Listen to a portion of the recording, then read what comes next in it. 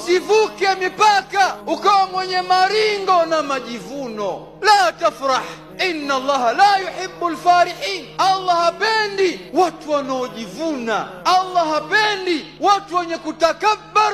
La tafrah. Furaha, ndugu zangu, Allah hajakataza furaha katika misingi ya kisheria, lakini furaha ya majivuno, ya kujigamba, ya kujiona kwamba wewe ndiyo wewe, Allah hapendi.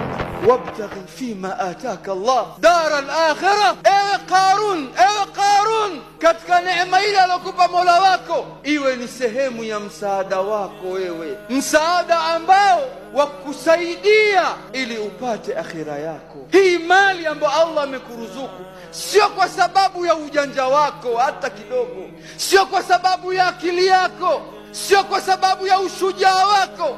Wako wangapi madhaifu wako wenye viti wanamiliki mali na wamewaajiri watu wenye nguvu, kwa sababu mali haiji kwa nguvu. Wako watu wangapi hata darasa la 7 hawajamaliza, lakini wameajiri maprofesa wa kuendeshea biashara zao, wanalipwa mishahara.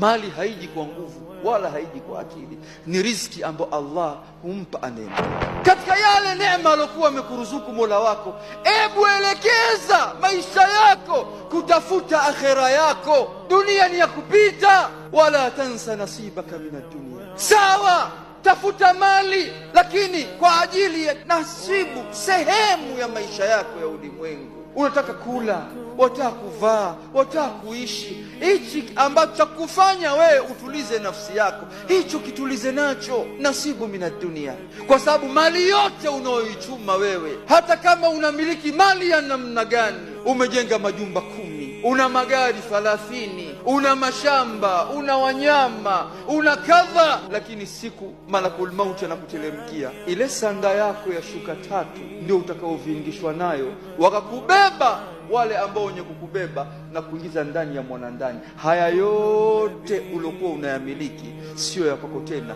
ya watu unaoacha nyuma yako, ambao kwa kutarajia wayatumie katika misingi ya kheri. Wala tansa nasibaka minad dunya, usisahau sehemu yako katika maisha ya dunia, lakini wa ahsin kama ahsana Allah ilaika.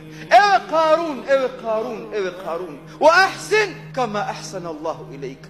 Ebu fanya wema basi kwa ndugu zako, jamaa zako, watu wako unaoishi nao. Wa ahsin kama ahsana Allah ilaika.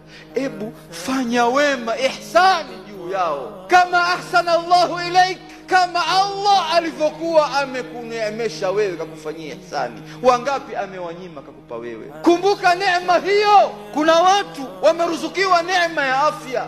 Kumbuka afya yako,